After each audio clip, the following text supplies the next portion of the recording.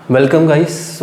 आज की वीडियो में हम बात करेंगे एक नए टॉपिक के बारे में जो कि बहुत ही ज़्यादा इंटरेस्टिंग है। राइट, आपको ये जो टॉपिक है ये क्लास 10th में ICSE सिलेबस में और क्लास 12th में NCERT में मिलेगा। ठीक है, तो ये दोनों ही जो क्लासेस हैं उनके लिए हेल्पफुल है, क्लास 10th के लिए और क्लास 12th के लिए। ठीक है, और अगर आपको मेरा पढ़ाया कुछ समझ आता है या कुछ आपका कंसेप्ट क्लियर होता है तो इस वीडियो को लाइक और शेयर ज़रूर करें। ठीक है, तो आज का जो हमारा टॉपिक है वो है मैट्रिक्स।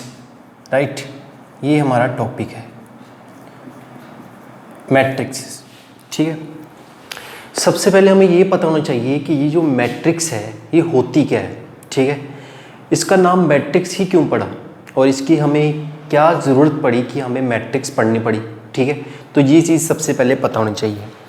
मैट्रिक्स जो है एक प्लूरल फॉर्म है, प्लूरल फॉर्म है किसकी प्लूरल फॉर्म है? मैट्रिक्स की। ठीक है, सबसे पहले बात ये क्या है, मैट्रिक्स की सिंगुलर फॉर्म है और ये क्या है इसकी, ये वाली चीज़ ये प्लूरल फॉर्म है। सिंगुलर और प्लूरल में आपको डिफरेंस पता है ना। ठीक है, तो मैट्रिक्स की ज़रूरत हमें क्यों पड़ी? हमारे पास क्या होता था, जैसे हमने क्लास 10th में लीनियर इक्वेशन का कंसेप्ट पढ़ा था, उन लीनियर इक्वेशंस में क्या होता था, हमारे पास कुछ वेरिएबल्स होते थे। जैसे एक पूरी इक्वेशन होती थी ऐसे करके 2x + 3y + 6z = 10, है ना। तो इसी तरह से हमारे पास एक दो और इक्वेशन होती थी। ठीक है, ऐसे करके कितनी सारी हमारे पास इक्वेशंस होती थी। तो इन इक्वेशंस को सॉल्व करने के लिए, लीनियर इक्वेशंस को सॉल्व करने के लिए हमारे पास कौन सा कंसेप्ट आया?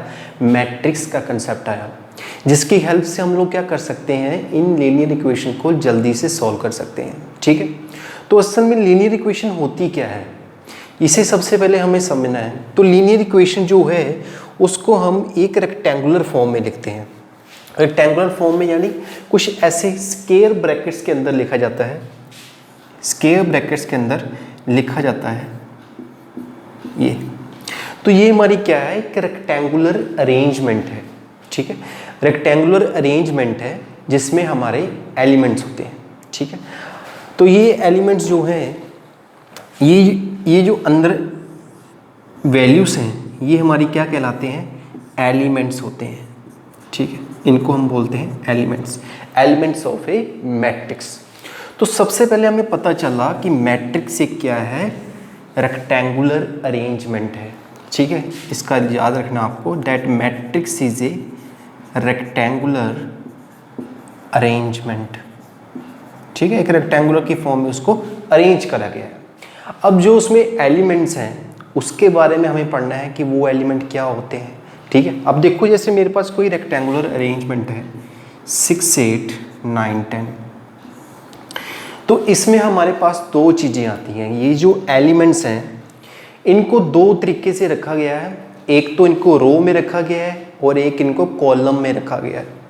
रो और कॉलम क्या होते हैं? देखो, रो जो होते हैं एक हमारा रो में रखा गया है और एक कॉलम में रखा गया है। ठीक, रो क्या होता है? जो एलिमेंट्स हॉरिजेंटली होते हैं कुछ इस तरह से, इस वे में हॉरिजेंटली होते हैं उनको हम बोलते हैं रो। ये मेरा रो 1 है। ठीक, ये रो 2। ठीक है, एक रो में रखे गए हैं हॉरिजेंटली, और जो एलिमेंट वर्टिकली रखे गए हैं, ठीक है, ऐसे करके नीचे, ऊपर से नीचे की तरफ ऐसे, ये वाले और ये वाले, ये हमारे क्या होंगे? वर्टिकल होंगे। उसको हम क्या बोलते हैं? कॉलम बोलते हैं। ठीक है, ये क्लियर है। अब हमें देखना है, जैसे मान लो एक मेरे पास मैट्रिक्स है 6, 8, 9, 2, 8, 4, 3, 2, 3। ठीक है, तो मैं आपको बोलूं कि इसमें कितने रो हैं और कितने कॉलम हैं, तो आप कैसे आइडेंटिफाई करोगे? मैंने आपको बताया जो इस तरह से इस फॉर्म में हो हॉरिजेंटली ऐसे करके, वो हमारे क्या होते हैं? रो होते हैं। ये देखो, ये R1 रो 1, रो 2 और ये रो 3। क्लियर? अब मैं बोलूँ इसमें कॉलम कितने हैं? जो ऊपर से नीचे की तरफ, ऊपर से नीचे की तरफ ऐसे करके, ये column 1, column 2, column 3। Concept clear होगा?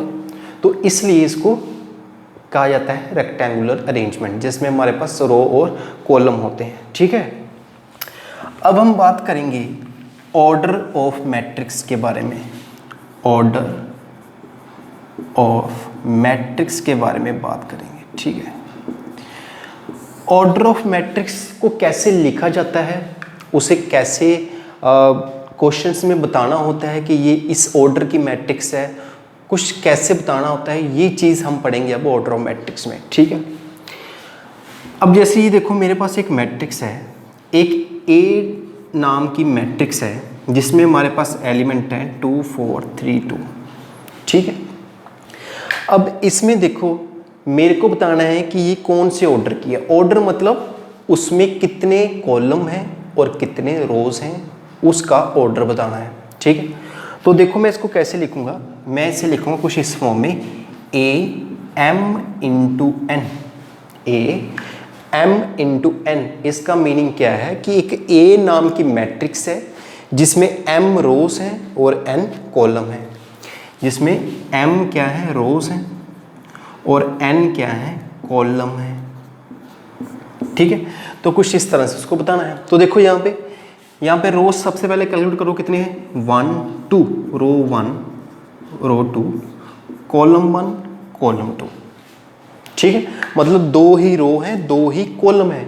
तो मेरे पास इसको लिखने का तरीका क्या होगा, ए नाम की मैट्रिक्स है, वो तो वैसे ही एक मैट्रिक्स है, एम इंटू एन, एम क्या है, रोज, रोज हमारे पास कितनी है, 2 हैं, तो यहाँ पे क्या आ जाएगा, 2 है, रोज कितनी है, 2 हैं, एन क्या है, यहाँ पे मैंने बताया यहाँ पे कॉलम है, कॉलम कितनी है, 1 2, तो कॉलम भी क्या है, 2 है। तो ये जो मैट्रिक्स है ये कौन से टाइप की है, A2 इंटू 2 मैट्रिक्स। ठीक, एक और एग्जांपल लेके चलते हैं जिससे आपका कंसेप्ट और क्लियर होगा। जैसे मैं बोलूँ 4 6 8 2 8 9 10 18 6। अब ये मेरी ए टाइप की मैट्रिक्स है। ठीक है, तो इसको लिखना कैसे है, ए एम इंटू एन, ये हम लेट करके चलते हैं कि उसमें एम रोज हैं और एन कॉलम्स। तो देखो सबसे पहले एम डिनोट करता है रोज को, एन डिनोट करता है कॉलम को। तो रोज देखो 1 2 3, R1 R2 R3, और उसी तरह से C1 C2 C3। ठीक है, 3 ही कॉलम है। तो देखो M स्टैंड्स फॉर रोज, रोज कितनी है, 3, N stands for column which is also 3। तो ये कौन से टाइप की मैट्रिक्स है, A3 इंटू 3 मैट्रिक्स। क्लियर है आपको। ठीक है, तो कुछ इस तरह से हम लोग इसका ऑर्डर बताते हैं। ठीक है, अब सपोज करो कि आपको बोला जाए किसी मैट्रिक्स के एलिमेंट को शो करना, तो आप कैसे बताओगे, वो देखो। जैसे मान लो मेरे पास एक मैट्रिक्स है 8 9 10 6 8 15 2 8 9। क्लियर है, हमें क्या देखना है, सबसे पहले इसको देखना है m इंटू एन, मतलब कितने रोज हैं कितने कॉलम हैं। तो देखो यहाँ पे 1 2 3 1 2 3, 3 ही रोज हैं 3 ही कॉलम है, मतलब 3 इंटू 3। ठीक है, ये चीज़ हमारे पास आ गई, 3 इंटू 3 मतलब 3 रो 3 कॉलम। ठीक है, तो इसको आपस में मल्टीप्लाई कर देना है, कितना आ गया, 9। मतलब इस मैट्रिक्स में हमारे पास कितने एलिमेंट हैं, 9 एलिमेंट प्रेजेंट हैं। ठीक है, तो कुछ ऐसे करा जाता है। ठीक है, उसके बाद आता है हमारे पास एलिमेंट्स ऑफ मैट्रिक्स। ठीक है, कि मैट्रिक्स के कौन कौन एलिमेंट कौन से होते हैं। देखो एलिमेंट्स ऑफ मैट्रिक्स, क्लियर है ये चीज़। देखो एलिमेंट्स ऑफ मैट्रिक्स क्या होते हैं, देखो जैसे मेरे पास एक मैट्रिक्स है 2 4 6 2 4 6 8 9 10।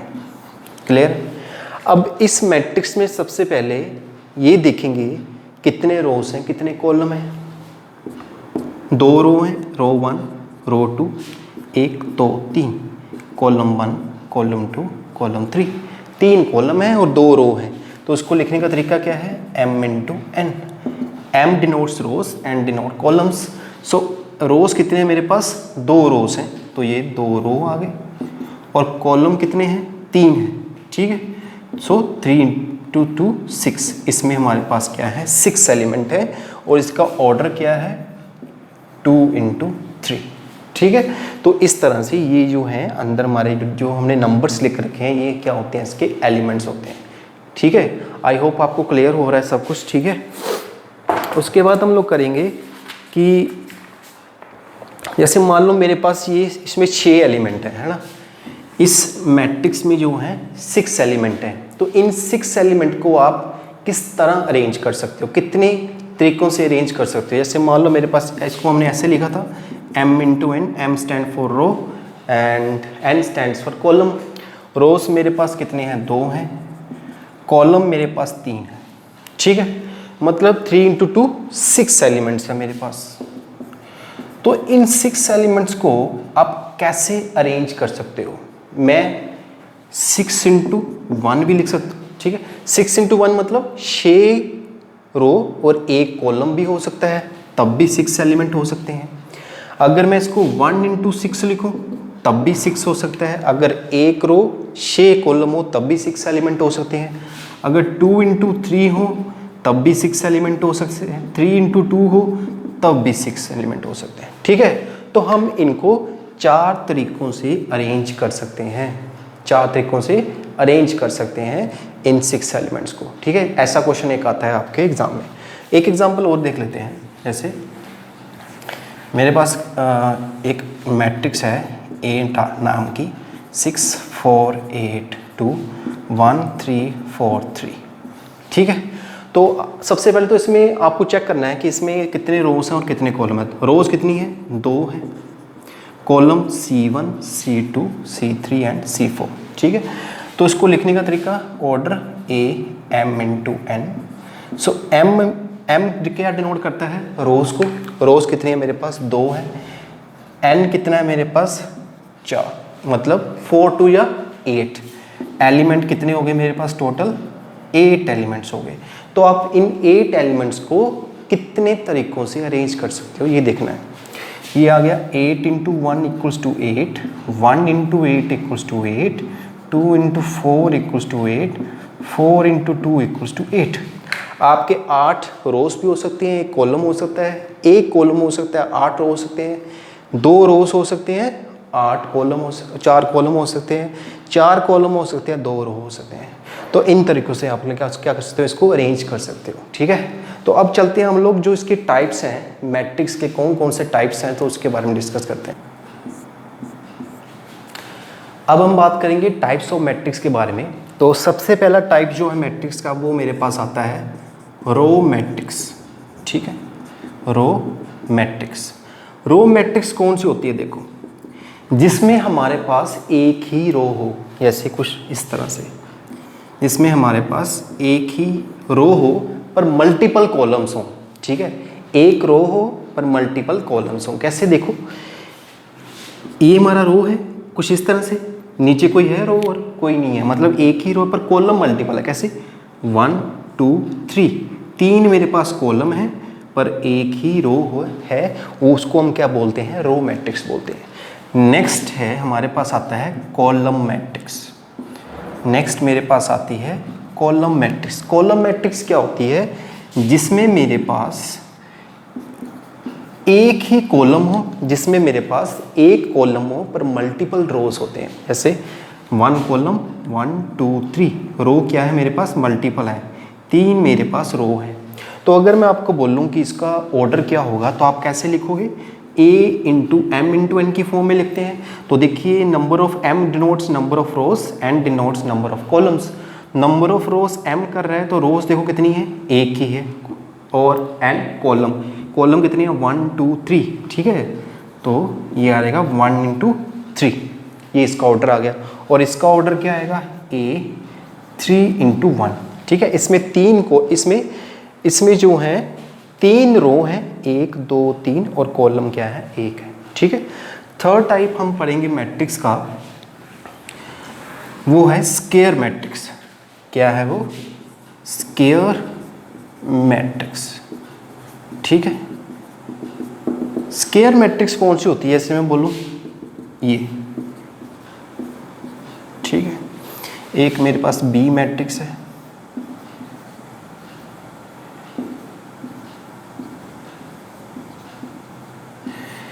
ये हमारी स्केयर मैट्रिक्स है। स्केयर मैट्रिक्स क्या होती हैं? जिसमें नंबर ऑफ रोज जो हैं इक्वल होती हैं नंबर ऑफ कॉलम के, वो हमारे पास क्या होती हैं? स्केयर मैट्रिक्स होती हैं, जिसमें हमारे पास नंबर ऑफ रोज जो हैं नंबर ऑफ कॉलम्स के बराबर होती हैं। कैसे? देखो, इसका हम ऑर्डर लिखेंगे तो कैसे लिखते हैं? ए एम इंटू एन की फॉर्म में। M denotes number of rows, N denotes number of column. तो देखो रोज कितनी है? 1 2, R1 R2, और ये 1 2, ये क्या है? कॉलम है।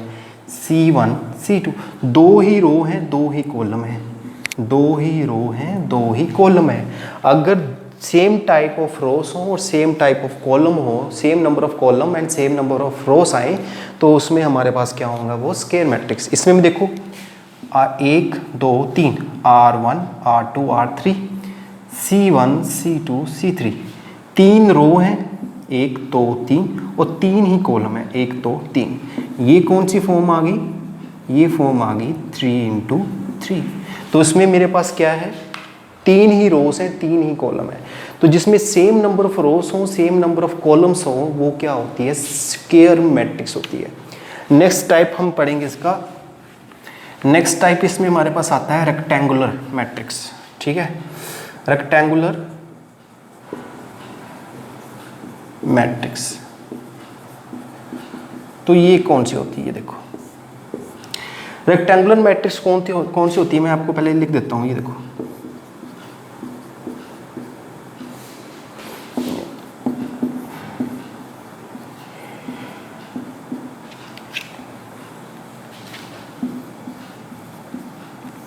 यहां पे देखो, नंबर ऑफ रोज जो है नंबर ऑफ कॉलम के इक्वल नहीं आ रहे, तो मतलब वो मैट्रिक्स जिसमें नंबर ऑफ रोज जो हैं नंबर ऑफ कॉलम के इक्वल ना हो तो उसका मतलब वो क्या होगा? स्केयर मैट्रिक्स होगी। कैसे? देखो 1 2 3, 3 रो 2 कॉलम, 3 रो 2 कॉलम, तो इसका ऑर्डर क्या बन गया? ए एम इंटू एन क्या हो गया? ए 3 इंटू 2। मतलब इसमें देखो रोज 3 है पर कॉलम 2 है, मतलब दोनों इक्वल नहीं है, तो इसका मतलब वो क्या होगी? रेक्टेंगुलर होगी। सो वो मैट्रिक्स जो जिसमें नंबर ऑफ रोज जो है नंबर ऑफ कॉलम के इक्वल नहीं होते हैं, उनको हम क्या बोलते हैं?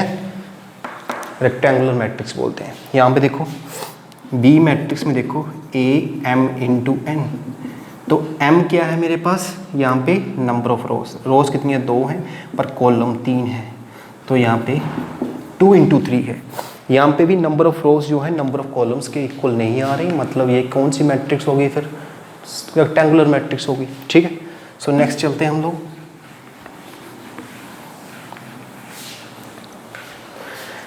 नेक्स्ट मेरे पास आता है zero matrix. Right, zero matrix कौन सी होती है? देखो, फिफ्थ जो है वो है जीरो मैट्रिक्स। जीरो मैट्रिक्स वो होती है, जैसे मैं बोलूँ A 0 0 0। जीरो मैट्रिक्स वो होती है जिसके सभी एलिमेंट्स जो है हमारे क्या हो? जीरो हो, उसको हम क्या बोलते हैं? जीरो मैट्रिक्स बोलते हैं। ठीक है, जिसके सभी रोज और कॉलम्स जो हैं जीरो हो, तो हम उसको क्या बोलेंगे? जीरो मैट्रिक्स बोलेंगे। नेक्स्ट हमारे पास आता है unit matrix. Unit matrix, right. So unit matrix क्या होती है?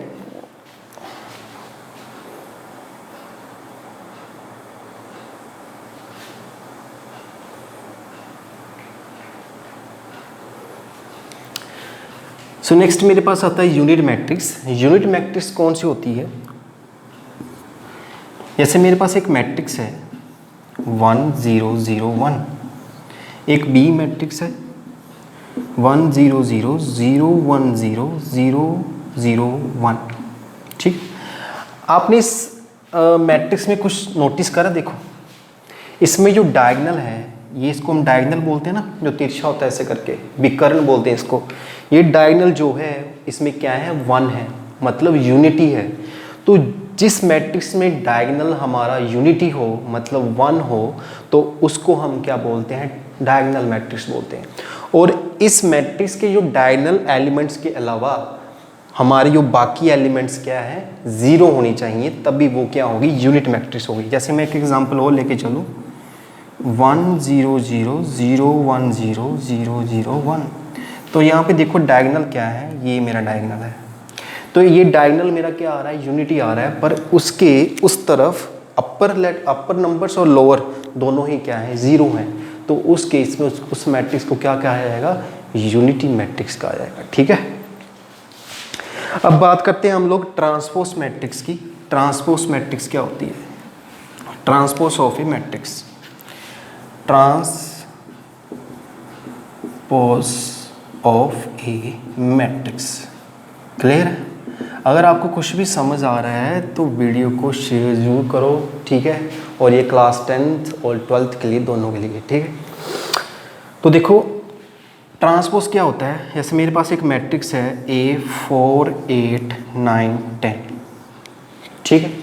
तो ट्रांसपोज, अगर मैं A का ट्रांसपोज लिखूं तो कैसे लिखा जाता है, A के ऊपर एक छोटा सा डैश डालते हैं ऐसा करके, ठीक है, और क्या होगा, जो इसके रोज हैं, इस मैट्रिक्स के रो क्या है, ये कॉलम बन जाएंगे, और जो कॉलम है वो रोज बन जाएंगे। कैसे ही देखो 4 9 है तो 4 9 इस तरह लिखा जाएगा, ये रो जो है इस तरह कॉलम बन गया, ये रो क्या है 8 10, तो इसको हम कुछ इस तरह से, तो ये रो जो है इस तरह से क्या बन गया, कॉलम बन गया। इससे हम क्या बोलते हैं, ट्रांसपोज बोलते हैं। एक एग्जांपल और लेके चलते हैं, ये देखो, ऐसे मेरे पास एक बी मैट्रिक्स है 8 9 10 11 और ये मैं, ठीक है। तो अगर मैं इसका ट्रांसपोज लेके चलूँ तो क्या होगा, ये रो जो है ये कॉलम बन जाएगी, ये बन जाएगा 8 10, ये रो जो है ये कॉलम बन जाएगी, ये 9 और 11 बन जाएगी, ठीक है। तो ये हमारा क्या होता है, ट्रांसपोज ऑफ ए मैट्रिक्स होता है, ठीक है। तो कुछ इस तरह से हम लोग क्या करते हैं, ये मैट्रिक्स के कंसेप्ट को समझने की कोशिश करते हैं, ठीक है। तो बाकी की जो कंसेप्ट रह गए हैं वो नेक्स्ट वीडियो में करेंगे। तो आज के लिए इतना ही, then thanks for watching this video, और वीडियो को लाइक शेयर सब्सक्राइब जरूर करिए अगर आपको कुछ समझ आता है, ठीक है।